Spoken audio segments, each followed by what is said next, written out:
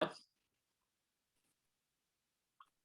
everyone, it's Crystal from Sober Onions podcast. It is February in 2022, and I have my friend here, Laura from Your Sober Pal. Say what's up. Hi, how's it going? Thanks for having me on. I'm really excited to chat with you today.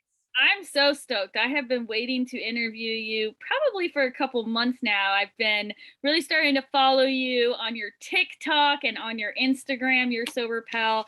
You have inspired me and you've made me laugh a lot. I know that you pride yourself on making people laugh because it helps them in sobriety. Am I right? Yeah, I mean, laughter was a huge part of what kept me sane in my early in my journey, I would say. And so it's kind of like the gift I like to pass forward. That's so awesome. I think I made like 3 TikToks and my oldest daughter told me to stop. She's like, "Mom, don't." She's like, "Mom, you're good. Take a class on how to do it first, you know?" Oh So I was my like, "All right, I'm gonna gosh. wait." But yeah, Well, luckily you're a good podcaster, so thank you. I'm working on it. I'm working on the audio. I got notes here not to, touch my hands on anything. I've got like the hand raise here, don't touch anything. Don't say like or how I'm feeling or all right. But anyways, I am so excited to be here. I just got back from my first sober traveling trip. I can't believe it actually. I am almost 10 months sober, which is crazy because we were just talking about this, about how this podcast is only about 130 days old, which is wild. And this so is, I cool. think, episode 23 or 24. But, I've had the opportunity to interview people like you, people in the sober community that I respect, number one, that inspire me. And also, like I've said before in my podcast, that are genuine about recovery and those that are suffering. So I went to Florida. I got to see my oldest daughter. I have not seen her for a year. We missed every holiday last year because she was very mad at me, because I was in my addiction and it was towards the end, and I got very frustrated with her. Like when I went into rehab, like I kind of had this attitude like, hey, I'm in rehab now, like now you can talk to me. And I had to come to realize that there is a lot of mending to be done between the two of us. And I've had people come to me and say, "Oh, how'd you do it? How'd your daughter finally talk to you?" And it was the grace of God because He softened her heart, and I was able to forgive, and she was able to forgive. But really, what made her come back was watching me stay sober. That was the biggest thing. Was mom really gonna stay sober? 18 years of drinking and her high school years is all they remember. They don't remember the fact that I taught them to walk. Right. And so she really has come to respect my sobriety. I think that it's different. She dropped me off at an AA meeting in Orlando, which kind of was embarrassing. Did not want to do it. My sponsor said find a meeting in Big Bear, and I was like, oh, there's no meetings, but there was. And I just was really busy. So when I got to Florida, she's like, find a meeting. And I know that you were active in AA as well, and I am. I believe it's my program. It's not for everybody, but it's helping me, and it's my recovery. And so I went to an AA meeting in Orlando, and it was embarrassing having my 21-year-old daughter drop me off, but I had to show her the seriousness of my recovery. And my daughter has seen me sober. I've tried to stop a bunch of times, or I would stop before a cruise because I needed to lose weight, or I was doing some sort of health kick. And so she's seen me sober. She's seen me work. She's worked for me in my restaurants, but she's never seen me in recovery. And Wow. it was definitely a difference. And so we're repairing our relationship. I went to my first sober party where there was drinking. It was in a bar. I particularly did not think that it was that big of a deal. That's not my trigger. My triggers are very emotional. It was funny because we walked in to set up for the party, and the bartender was like, "Crystal, where you been?" And I was like, "Oh my god!" I was like, "Of course I know the bartender at this party venue. Of course I do." So it was funny, but at the same time, I was just like shaking my head, like, God, so much has changed, and it was weird to see everyone in the bar. They looked like crap. Like my they always say like your beer goggles are on in the bar. And like I'm walking through and I was like, man, these people look rough. Isn't it crazy? Wild, right? And like I was just like taken back, and I had the party, and a couple people came up to me like, "Oh, are you doing okay? Is this bothering you? You know, I'm on Yeah. your side. I'm on your side. Like I got your back. I got your back, bro." And I'm like, "Okay, have You're like, another." thanks for the support. Yeah. Yeah, yeah. I was like, "Great," and then they're like, "Oh, wow, you're sober and you gained weight." And I'm like, "Oh, thank you for noticing." Like all these replies. I'm like, "This is great." I love going to parties now. They're so much fun. I was like, "This is stupid." So it was great because I got to celebrate my best friend's birthday and she was super happy. And then I also realized that my friends just don't drink. Mhm. So that was revealing that I was just the drunk of the party because they were like done. They were like, I was like, "That's it." I was like, "That's it? You guys are done?"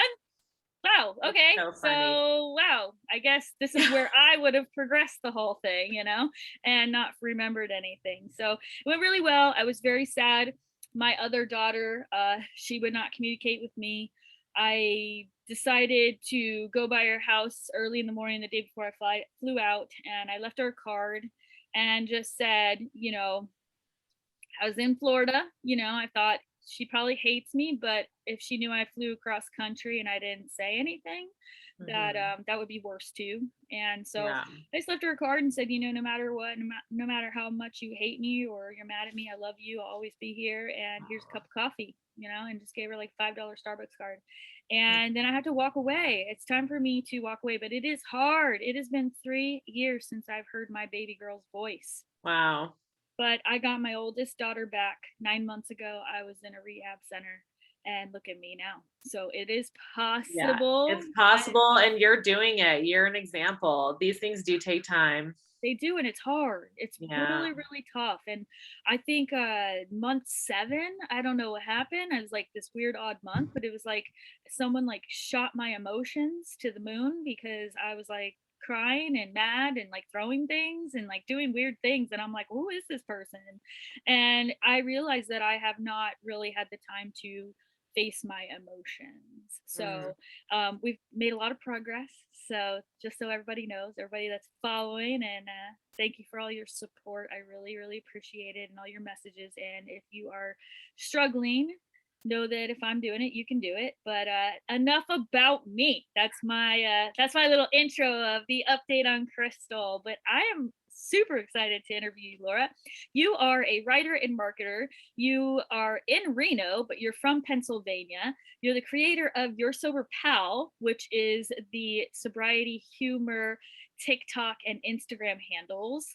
I think they're funny. I do have to ask you though, where did the red sweatshirt come from? And when did that become the addiction or alcohol? And can you explain that?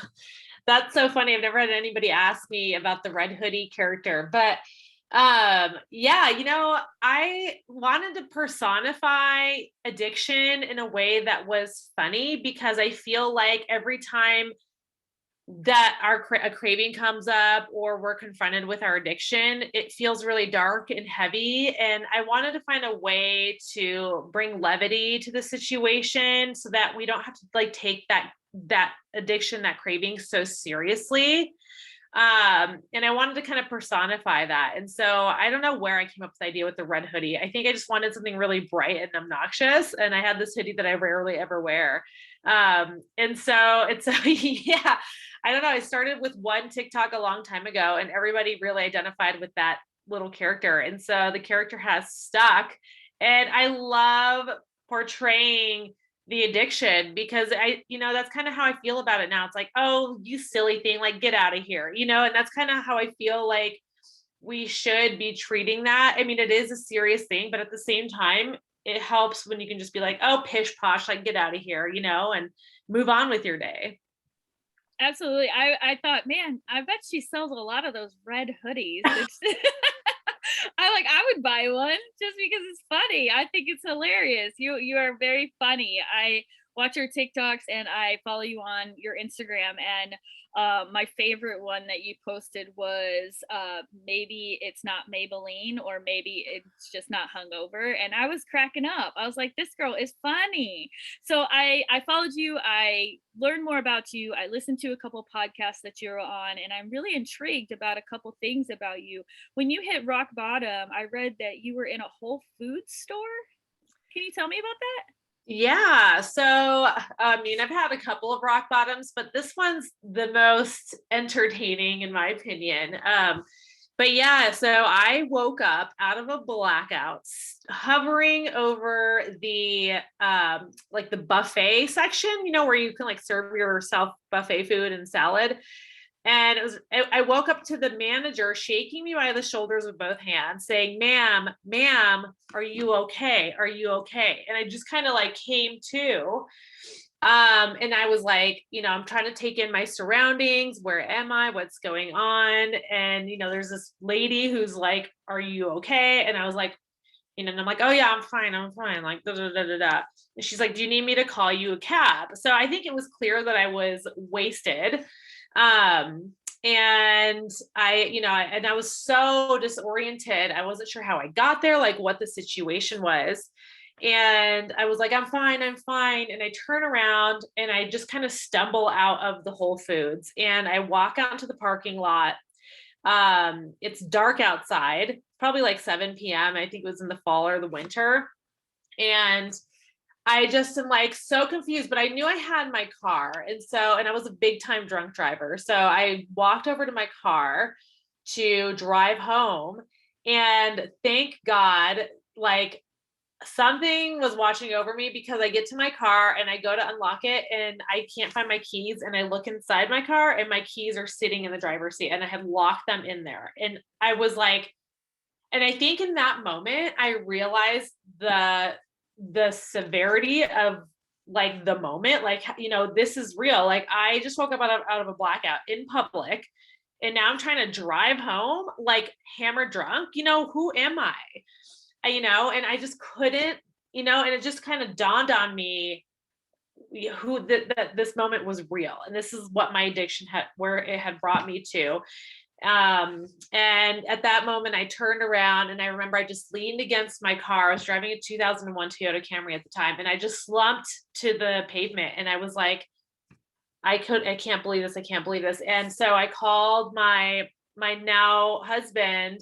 We were dating at the time. And I was like, hey, I need you to pick me up. I left my keys in my car. And he came and he picked me up and he drove us both home.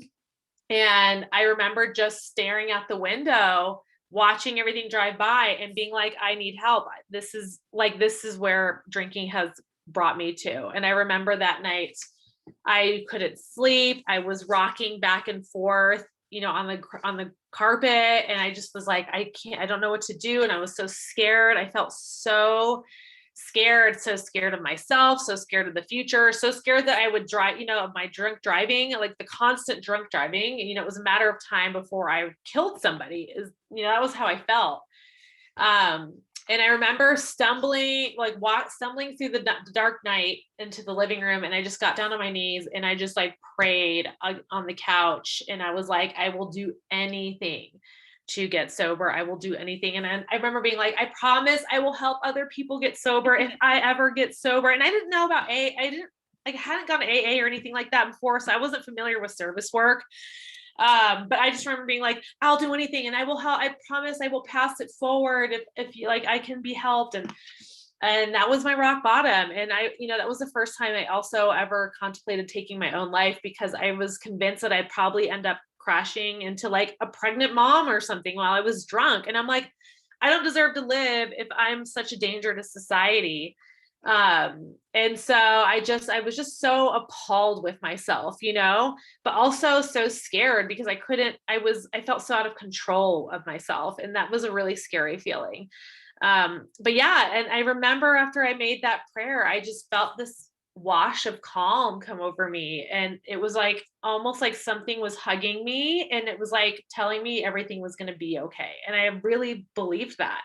And that was like the first, I think, grain of hope that I had felt in a long time. And so it was really interesting because my rock bottom, they say they give you, it's the gift of desperation. It was like with the darkest night of my life, but also it was like when I felt that seed of hope be planted. And I'm really grateful for that. It's amazing how everyone has a different story and how you came to, with being in that situation. You're at Whole Foods, you pass out, and you've got the shame, the shame of your boyfriend having to pick you up, and your keys are in your car, and you're thinking about, and that's where I was, as just the shame, it's just embarrassment, and it takes you into such dark places. And I don't think people talk about this enough, about how alcoholism, it creates so much mental disruption. And we really should mesh mental health and alcoholism together, because I know that was my lowest point. And you just said, you were like, why am I here? And Mhm. obviously we know why you're here, because look what you're doing now, and you're giving back and you're helping people. And God has a plan for you, obviously. But that's, how do you feel? Like, I know on your TikTok I saw a lot of kind of like jokes, like, I've relapsed. Your slogan is about pickles. I think your Oh what's your yeah. If I slogan? had a pickle for every time I relapse, I'd be able to garnish every burger in America. Yes, it's so catchy. I was like, that's pretty good. But how do you feel about that? Is that something? I know someone told me when I was in rehab, they said relapse is a part of your recovery. Mhm. And I was confused by it, because I am at the end of my road. Like, there's no relapse in my future if I want my kids back. But for people that I know that have been struggling with relapse for a long time, what would you say to the person who has relapsed multiple times? How do they get to where you're at and stay sober? Mhm. So I have a little twist on that relapse quote, and my take on that is I don't believe relapse is a part of recovery. I believe relapse is a part of addiction. I believe not giving up is a part of recovery.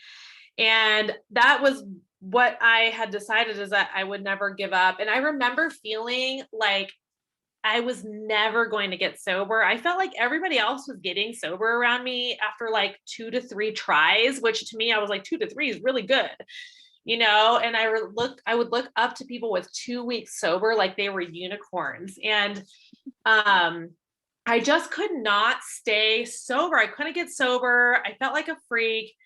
And I remember I just was so tired of disappointing myself, because every day I'd be like, I'm done drinking. I'm done. This is it. I'm over it. I'm never drinking again. I'm never drinking again. And that was like my big thing. I'd wake up every day and say, I'm never drinking again. And then I'd drink. And then it was all starting all over the next day, the crippling shame spiral, the hopelessness, the depression.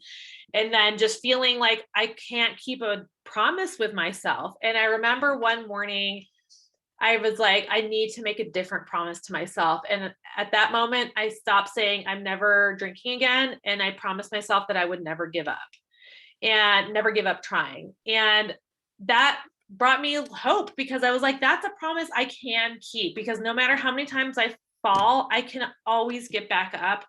And I was like, that is the promise I will keep. And so I honestly believe as long as you never give up, you will find what clicks and what works for you. It may be AA, but it may be something else. And, the recovery space is like thriving right now, Yes. and I always tell people, like, 100 years ago, or maybe more than 100, like 150 years ago, you'd be like tossed into an insane asylum because nobody understood alcoholism. They just thought you were like cuckoo in the head, throw you in a straitjacket and call it a day. And now it's like, we got, like, all you need to do is be like, not like how much you're drinking. You don't have to have a really low bottom. And there's so many resources. It's just a beautiful, beautiful thing right now, that the recovery landscape is what it is. It is. It's amazing. And I had no idea it even existed 9 months ago when I got sober. And this is what I tell people that are newly sober when they ask me, like, how did you do it? Or how are you doing it? Or, that's the constant question, is how or why. And the first thing I did was I cleaned my entire Instagram. I canceled all my social media accounts and I started all over again, because my feed was a bunch of partying, it was, people with wine glasses by the fire, it was, that kind of stuff. And that was a trigger to me, was I didn't need to be seeing that stuff. And now my feed is nothing but positive. It's like Mm. you said, never give up is the theme. And I know I've had that theme in my life, but usually it involved like a relationship. And I would always like get out of this really bad relationship and I'd be like, never give up. You're like, you're so strong, Crystal. You got this, and like it's just so weird that you just go through life and then you get slammed by this addiction and you realize that really is the ingredients in the cake, is just not giving up. So I Mhm. respect that you said that, because people listening to this are, sometimes you look at these people on social media and it's like you don't feel like it's reachable. Like sometimes I get overwhelmed and I'm like, I can't reach that level of happiness that this person is having. Like, I just can't right now. Like, I don't know, but maybe we're not in the same sober track. And so I know if I'm feeling that way, then lots of people feel that way, because I'm an outgoing person. Like, Mhm. you put me in a room and I'm going to introduce myself. Mhm. So the problem is the people that are relapsing and that are struggling are a lot quieter, or they're loud by covering it up. So you definitely have changed a lot of lives. You decided after 1 year sober that you were going to announce your sobriety. Why did you wait until you were 1 year? So I was very intentional in waiting because before that, before I don't want to say before my last relapse, but I went through this phase where I was always declaring that I was done drinking openly. And I'd be like, I'm done drinking. I'm quitting, blah, blah. Alcohol sucks. And then I drink again. And so it got to the point where I just was like an airbag of like statements. I feel like I would say that I was done drinking and my friends would be like, oh, yeah, okay, she's done drinking. Uh-huh. Oh, she's going through her like non-drinking phase. So nobody really took my sobriety seriously because I was constantly on and off the wagon. And I remember thinking, and I don't know if I did that because I wanted accountability or I just wanted people to perceive me as having my shit together before I actually did. But I just remember thinking, I need to stop declaring that I'm sober and actually do the work that it takes to stay sober. Because I think I thought just by saying it out loud, it would just fix everything and help me stay sober.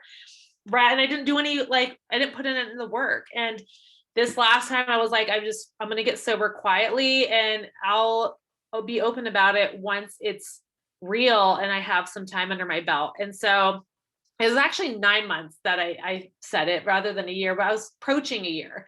But yeah, that's when I posted it on Facebook and, just opened up about that with my friends. At that point, I already had 9 months, which was like crazy because, that was the most time I'd ever had. And so I think when that happened, not to mention in that 9 months, a lot of stuff had happened in my life. Like a lot of repair had already happened. And so people saw that. And I think that they were like, oh, like this is the real deal. And it was really cool because I feel like I was already shining as a light of someone in sobriety. And so I thought that was really cool. That's amazing. And I think you talk a lot about that on your handles when I'm following you. You're super raw about just really being open about it, and like you kind of said, okay, well, you wanted it people to take you seriously, which I agree, because I heard on your one of your podcasts that you kind of didn't want your coworkers to know, and then like one of your coworkers like was like, hey, I saw one of your videos, and you were like, like oh my gosh, they know. And I'm in that situation right now because I am working this job and I do not want them to know I'm anonymous, and it's really tough because they're young and they talk about drinking and everybody comes in hungover, and I'm just quiet, and they're all on each other's Instagrams and all that, and I just like don't say anything. I just have like this quiet life, and it's just weird because this is just not who I am, but I know that I need this in my life just to focus on this job, because before I was a balancing act. It was balance my relationship with balancing my career, but then balancing my alcoholism. So I was like constantly balance, and my kids, so throw it all in there. And then whatever I was doing in the community, because I owned a dance studio, so I was constantly doing stuff with that. But it's like now I'm like, I just want to do a job and I want to do it good and I want to prove myself. And I think I relate to what you said is just like you wanted to prove your sobriety to those who didn't take you seriously. And I feel that way because regardless of what everybody says, they're like, oh, congratulations. They're like, oh, what? Congrats! Like, when, when are you gonna relapse? Like, I feel like that's just what they want to say. I know that's my own issue because I have those issues, but that's how it feels. And I've posted that on Instagram about feeling like people like the shoe is always gonna drop, and Mhm. just to stay strong and never give up. And that's why we stick together as a community. You Yeah. talked about hiding your drinking a lot too. When I talk about balancing act, that was part of it. And I was like hiding in shoes. Tell me a little bit about that. Oh man, it's so funny because I love asking people like, where did you hide your booze? Because it's always so funny to hear where people's hiding spots are. I was living with roommates at the time that my drinking was probably at its worst or getting to be really bad. And so I had three roommates. So it was a juggling act trying to hide my drinking. And the thing is like, I would drink with them. I just didn't want them to know how much I was drinking. And so I wanted to be like in control of what they saw. And so I remember I would be, kind of drinking by myself and my roommate would be pulling up in the driveway and I'd panic and I'd throw the bottle of wine like by the dishes under the sink or like behind the trash bags under the sink. I remember like hiding booze behind the washer and dryer in the house. Oh my God, my number one spot was my laundry hamper of dirty clothes. Like once I finished a bottle of wine, I'd put it under my dirty clothes in the hamper because I didn't want them to see the empty bottles in the trash. And so, under my car seat, all the spots. And it's so funny because I moved out of that house and my roommates were like, wow, we're still finding empty bottles from you for like years down the line. Like after I got sober and I was open about being sober, they're like, can you believe we're still finding, we opened up a camping chair from the garage and we found an half drank wine bottle. Cause I'd like hide stuff and then I'd forget where I hid it. And so they would just live there forever, like a half drink wine bottle, which my drunken self would have been so upset that I didn't have a I chance to finish know. it, but for the best. I did the same thing. I would go out and buy vodka because I thought it was out.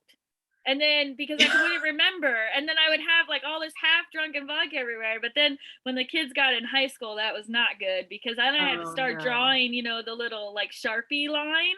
And then I realized that they were drawing the Sharpie line on me, to see how, Whoa.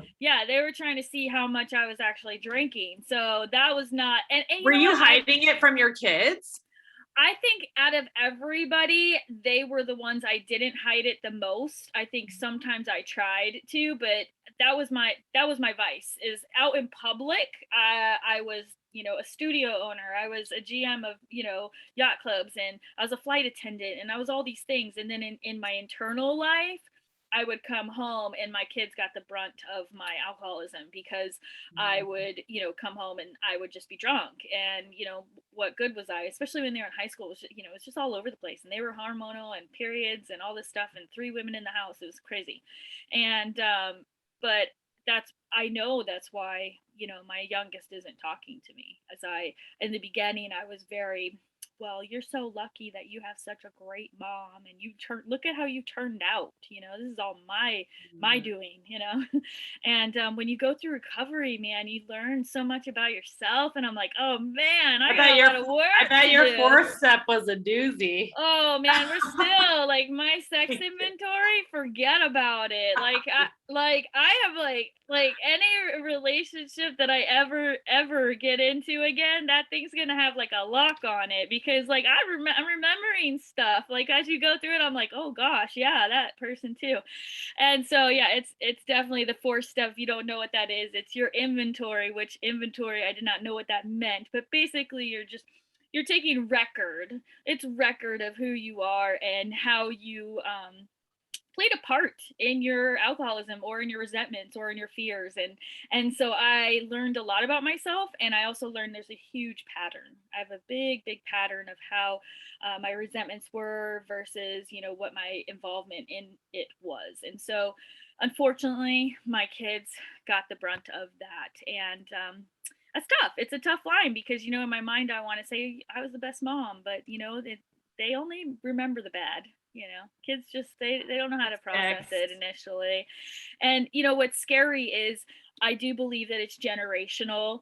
I have my grandparents are all alcoholics. I have a lot of drinkers on my both sides of my family. It skipped my parents, thank God, and my siblings.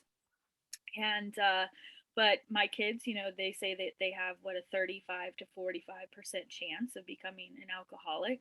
It's generational. And I know I heard that in one of the podcasts that I was listening to, you mentioned the same, that you grew up in a Christian home and you had some generational drinking. Can you tell me about that?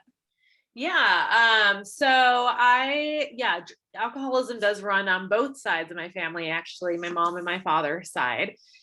Interestingly enough, my grandfather was a pastor. He was a Baptist pastor, but he was like, he never touched alcohol a day in his life, but he's like, I already know I'm an alcoholic because if I tasted alcohol, I would be addicted to it.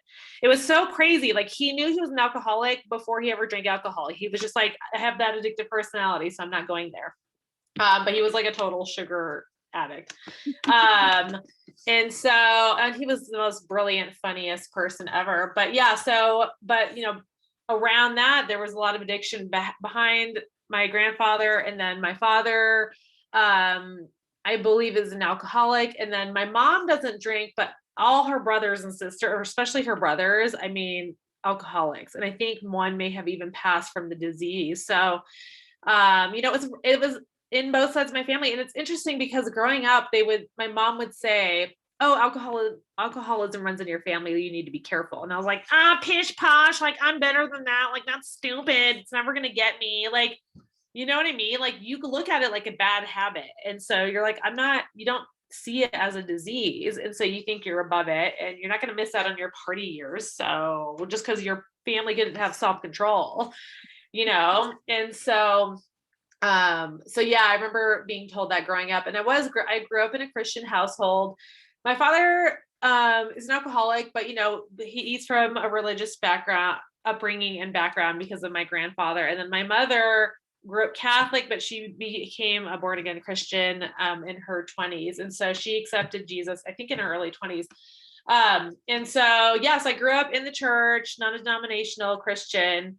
And I was actually quite sheltered growing up. I was a goody two-shoe girl, went to youth group, like had all Christian friends. So I actually didn't start drinking until I studied abroad in Mexico when I was 18 for my senior year. I was an exchange student, and the legal drinking age down there is 18. And I was like, oh, I just want to fit in, because up until that point, I was super dorky Christian girl. And I'm down here in Mexico and I want to be cool and I want to fit in. And I started drinking, and I drank a lot. I was a binge drinker, like straight out the gate. And so it was off to the races. Once I had that, I went off to college after my exchange year. And of course, like the drinking just took off. And so that was kind of the beginning of my drinking career. But compared to a lot of people, I feel like I was a late bloomer in that department. And I think because I had a religious upbringing. Do you ever feel like some of your shame comes from that? Like the fact that you are an alcoholic, or when you relapsed, do you ever feel like the pressures of the way you grew up, you were expected to be better, to do better, and when you were going through your relapses or your early sobriety, did that come up to fruition as a factor in your mental health? That is such a great question. I honestly have not thought about that, but I think so. We don't, I grew up with a loving God. So I don't, it wasn't like the shame factor. Like my mom would always be like, we don't do the shame thing because that's what I had in in Catholicism. But I remember hiding stuff from my Christian friends about myself, because I was just assuming they were judging me.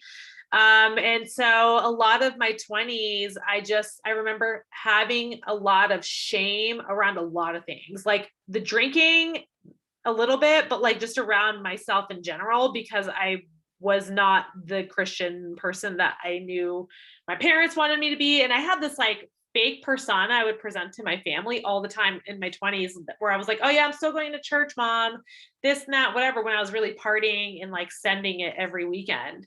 Um, but yeah, I mean, I think I had a lot of shame. It's hard to know where it came from, but that makes a lot of sense now that you bring it up. Yeah, I know. I only ask because I felt that myself. The same Yeah. thing, growing up in Christian home, being a missionary and just like falling off the church wagon per se. But at the same time that, God never left me. I just decided to go drinking, but and drink a lot. And it was fun at times. There was like you, I was not a partier in high school. I was like class president, like busy all the time, and I was like a thespian and all that cool stuff. So once I had my kids and I was like on my deathbed, I was like, "Ooh, it's time to party," and I'm not in church anymore, so nobody's watching, and I Mm. kept a lot of it from my family, and that was tough, and it's difficult now because I'm in a family where there's no drinkers, and I'm the psychedelic sheep per se, like I'm not the black sheep, I am the psychedelic sheep. So it's like it's hard. There's pressures there. I feel pressure. I feel, and now I have to feel it. Normally I would drink over it. If I felt any pressure, I'd be like, whatever, they're just judging me, and I would just like, bleh, bleh, bleh. So now it's like I gotta feel everything. Right. And it's like my therapist said, there's something great about sobriety, you get your feelings back, and there's something not great about sobriety, you get your feelings back. And so sobriety can be really tough, but I agree, just do not give up. Well, switching gears to your social media and your platform, which is what you are active in now, and I heard you're doing some cards. Can you tell me about these deck cards? What is this? Yeah, so I am coming out with a funny sobriety affirmation card deck. I have teamed up with Knock Knock, who is an amazing publisher, and we're going to be releasing the card deck hopefully later this year. We'll see. The supply chain situation is kind of a nightmare right now, worldwide, but I really wanted to make this card deck, one, because I thought it'd be fun, but two, I really loved affirmation cards when I was like early in my sobriety. Like I would start up with an affirmation card in the mornings. And I had this one deck called Affirmators, and it's like a really funny affirmation deck. It's not super woo woo because I wasn't really into the woo woo thing too much. And it was so nice to feel like a little boost of encouragement, but like an piece of encouragement that made me laugh a little. And so I'm like, man, I really wish there was a sobriety version of this. So I remember looking online, like, oh, I really wish, there must be a sobriety version of this, like funny affirmation cards. And I couldn't find anything. And so I was like, maybe I'll make one, which is so funny because I'm like, I don't know crap about making crap. Like, I'm like this, I don't know, even know where to start, but I was like, I guess I'll just start. And now here we are. I'm working with an amazing publisher who's helping me like make it as best as we can make it. And they are hilarious. So I know they can really help sharpen the funny bone on this thing. And yeah, I'm just so grateful. It's such a gift and such a blessing to be able to do that. What an amazing thing. I'm excited. I can't wait to get one. I hope I'm on the first shipment. I know all about publishing, and I'm going through that. I've been going through that because I am releasing the first Make the Change sobriety journal. Yes. So that's going to be coming out, and I'm trying to get it done by my 1 year, and which Oh, is like in two crazy. months. Yeah, so I'm pushing. It's taken a long time, but like you, I Googled like where do I write down my thoughts because I'm not a thought writer. Like what do I do with myself in rehab? And so I could not find anything. And what I did find, I felt like it wasn't tailored to what I was going through. Mm. So I've done all this too on the side of the podcast and working and recovery, so I don't feel like it's the best version, but I'm just doing it. I felt like God put it on my heart, and I'm just putting it out there. So it should be available to be, I can't even say when it's going to be. It's like you. I'm like, I'm just excited about this. I'm really excited. Like, it's really going to be a cool thing, and I really feel like it's going to help a lot of people. And I'm looking for people to buy bulk so we can just drop them off in treatment centers, Mm. help people, with their first 100 days because those are the hardest. But maybe we can wrap it up with a little deck card. So they get their Yes. positive affirmation. That's funny, but then like they got to be like, what's your trigger and how are you coping today? So Yes. you never know. I've seen this community evolve so much in such a short period of time. It's exciting It's to see what's exciting. happening. But on that note, I do have a question for you.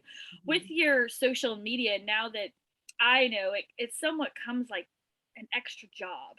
All of a sudden you're like, okay, I'm giving back, but now I have this job where people are expecting me to be this pillar of sobriety and to, show them the real me. Do you feel like there is huge pressure on that? And what happens if you, let's say, walked away for a week? How do you think your followers and your social media would handle that? Honestly, I am so grateful. I actually don't feel that at all. I am very openly a shit show on my Instagram. And honestly, it's really weird. So I feel so much safer to be open about my struggles and to take time away for a week on SoberPal than I am with my personal Instagram account, which only has like 1,000 followers. But there's something about this community that makes me feel so supported. And also, I'm not making money on my Instagram or anything like that. So I feel fine walking away. And when I come back, people are like, oh, like, we missed you. But the parasocial relationship is very interesting. I think mainly the part that might be the hardest for me is not being able to respond to people's messages in time. Like I get hundreds every day and like DM requests and I can't get to them all. So now I'm at a point where I'm like weeks and weeks behind. And then I'll see a message from like weeks ago and it's like someone who was really struggling and really needed help. And it's so hard because I can't help everyone. And so I know that my account helps everyone, but I feel like I just want to hold everybody and walk them through the early recovery journey, but I just can't be there for everyone. So I'm always like, please see the link in my bio. But that's probably the hardest part for me. I think you're great at it though. I watched one of your videos. It might have been this morning, but you were going through some stuff and you were like raw and you were like, "Hey, if you're new to my site, like this is me, and if you really want to know where the resources are, go to my link in my bio." And I thought, you know what, that's great because you know every day is different. And when I jumped on social media when I was probably 60 days sober, I'd say I had just found my first AA meeting, which I Googled. It was COVID, so they were just getting back. So we were wearing masks, it was just weird. And I had never been to an AA meeting. I went to one online, like in the beginning of COVID, but I literally had my wine glass like behind the computer and I was like over to the side. And then I like come back and so I don't really count those AA meetings. But these were like the first ones that I was present and sober in, and then I just started googling like sobriety, and then I changed my Instagram handle, and like so when I googled sober, of course your sober pal came up, and where I was at in my sobriety, I just still felt like when I came onto your handle, it was right where I was supposed to be. I didn't feel like I was behind, or like you had been sober so long and that's what you were promoting, like, hey, it's about me and I am been sober. I really felt like, wow, she's really trying to help people. And that to me is genuine. And I think you're just going to continue to gain followers. And maybe you're going to have to get an assistant, to answer all those DMs. I You know, never right? know. You Oh, just don't know. You don't know what tomorrow's going to bring. And I know that you have a huge love for animals and plants, and you work with animal shelters, and I'm excited to see what you do with that because I'd love for you to like tie it all into your like funny cards and stuff like that. I'm sure you are. But I really felt like I got to dig into you today. Was there anything else you wanted to share? I know you have been interviewed before and you're constantly kind of putting out, like not putting out, but you know what I mean. Don't tell your husband I said that. I mean right? like you are putting out sobriety and information, and if they're like, is there one particular thing that you're really passionate about that you feel like that's what you want your followers and listeners to know? I guess the one tip I feel like I always want to make sure I get out there is to number one, don't give up. I've had a gazillion relapses. Once it clicks, you realize it's so worth it. It's so worth it. And then two, don't be afraid to get structure and support if you can't do it on your own. I get so many messages from people who cannot see, they feel like they can't get it, but they're trying to do it by themselves and they're too scared to get help. And I completely understand that feeling because I was there one day. You were too, before we ever went to our first meeting. And I went to my first meeting by myself, shaking. I was so nervous. And so I always tell people I'm really passionate about encouraging people to get structure and support around their recovery if that's what it takes. And it doesn't look the same for everyone, but you'll find what works for you if you just keep going at it. I agree. That's awesome. That's really why we're here, is to just not give up and to spread the word of awareness, because like I said, 9 months ago I had no idea this sober community even existed. And so that's my message, is just to let people know that. And I love it that you're at 9 months, because I think it's so good for people. It's just more relatable for a lot of people, and so I love that you're putting yourself out there like this at this point in your journey. It's so important and it's so inspiring and motivating even for me. So thank you. I know, I can't believe it's 9 months. Like I still like shake my head. I'm like, 9 months. I've been sober for 295 days. Like that's just crazy. Like I can't even diet for 30 days. So like right. So like to be sober shocks me. I remember at one point I looked at people with 2 weeks like they were freaking unicorns. Yeah, I remember like literally like, how am I going to not drink? Or I would be like, let me do this for a month or two. Let me do this for 6 months because I've never done this. And then I'll be under control, And the more I learned about my addiction through my personal growth with my sponsor and with accountability and with all this knowledge that I'm getting through the internet and social media, I've learned so much about myself. And so that to me was another thing that I was attracted to in sobriety, was not only getting sober, but I was like, I'm becoming the best version of me, and like I want to put that into my relationship. I want to be the best, girlfriend or best mother or best coworker. I know I have that capability, and the only thing that has held me back is that dang bottle, and I'm not gonna lie, I miss it. Like there's times where I'm like, man, I miss this. I walked through the airport, I was like, this is weird. I want to drink on the plane, but really, do I? No, I don't want what happens. I don't want the end result of that, because I know what it is. I've done it so many times. It's like you said, how many times you drove drunk. You know what the end result is. Exactly. And thank God, you were able to catch it when you did, and then look at all the lives that you are, now helping. And your husband has watched you through this whole thing. So I'm sure you're like, oh, he's a saint. But, at the same time, it's a real relationship. Right. Sometimes, you got to, that's the other thing, is you can't just get into an argument and go drink. You got to get into an argument and fix it. Yeah. So that's I'm so great. I'm so grateful. Like when I was going through the stuff yesterday I had someone steal my catalytic converter, and I had a really hard day yesterday, and people were messaging me and they're like, whatever you do, please don't drink. And I was like, oh, I was like, oh, people are like worried that I'll drink over this, because it never crosses my mind anymore to drink over like bad stuff happening. And I'm like, wow, that is so cool that it doesn't even cross my mind. And it's always like, that's such a cool thing to realize. No matter how hard things get so far, it's not where I go. It's not where my mind goes. It goes to donuts, which kind of sucks, but like, but it doesn't go to the bottle. And so I'm like, oh, that's the beauty of putting in the work, because you can truly rewire your mind just away from addiction. It's amazing. Oh, I love that. Rewire your mind. I really like that. That could go on your red hoodie. Yes.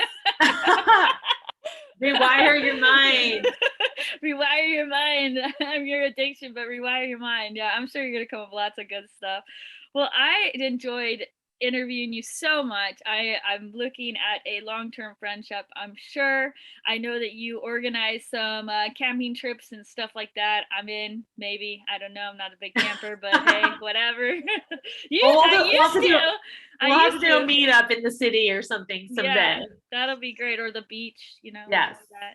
So, but I'm really excited. Do you have anything else you want to share or any questions for me? Just want to thank you for taking the time to speak with me. And I was really excited to meet you. I had listened to your interview with, I think Sober Nuggets was the podcast. And I was like, her story is wild, but also you're just so warm and likable. And your personality also comes off a lot younger than your age. And so I was really surprised, but I was like, this is so cool because I'm kind of like that too. I think it might be like a recovery person's thing where we all seem younger because we all loved to party so hard, and you know what I mean? Like, and so I just was really excited to meet you. So Thank you. thank you for this. I appreciate it. I do. I think it's funny because you're right. I think that, like, your outlook on things are so different now, and it is funny. And that's why someone the other day was like, "Oh, recovery is not funny. It's serious. You got to take it serious or you're not going to be able to stay sober." And I was like, "Whatever, What? dude." That is like the Like, biggest whatever. Yeah, no. and I'm like, that's not what I'm trying to say. I'm trying to say, like, I need to keep it light for my own personal, like, Yeah. health, because if I weigh myself down with this recovery that I'm in, Mhm. I lose I don't know what you call it, like everyone says, oh, there's like this honeymoon phase in The sobriety, pink the cloud. pink Yeah. cloud. I never seen no pink cloud. Like, I don't know where this pink cloud came from or who made this up, but I don't know. My cloud was like gray and like it's been hard.